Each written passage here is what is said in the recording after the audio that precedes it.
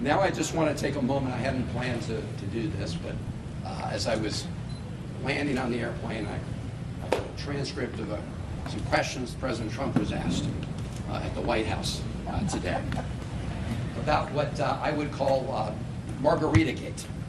I don't know if you guys have been following this, but President Bukele, after I met with Kilmar, did this tweet showing us at a table with these two glasses. So here's what happened. When I first sat down with Kilmar, we just had glasses of water on the table. I think maybe some coffee.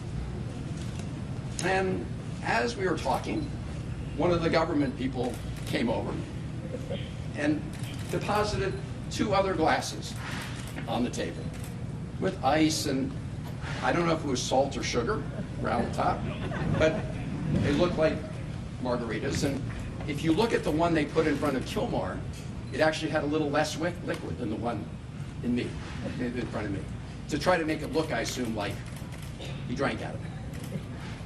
Let me just be very clear. Neither of us touched the drinks that were in front of us. And if you want to play a little Sherlock Holmes, I'll tell you how you can know that. So if you look at the video or the picture I sent out from the beginning of our meeting, you'll see there are no glasses on the table. So you'll see in later videos they are on the table. But they made a little mistake. For some people are very careful, right? If you sip out of one of those glasses, some of whatever it was, salt or sugar, would disappear. You would see a gap. There's no gap. Nobody drank any margaritas or sugar water or whatever it is. But this is a lesson into the lengths that President Bukele will do to deceive people about what's going on. And it's also shows the lengths that the Trump administration and the president will go to, because when he was asked about a reporter about this, he just went along for the ride. So the White House and the president have been lying about this case from the beginning. They've been trying to change the subject from the beginning.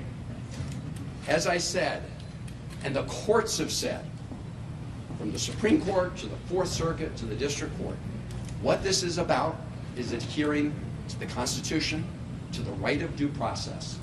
And that's why we say, bring Kilmar home, so he can be afforded his rights under the Constitution. Senator That's what this is about. Kilmar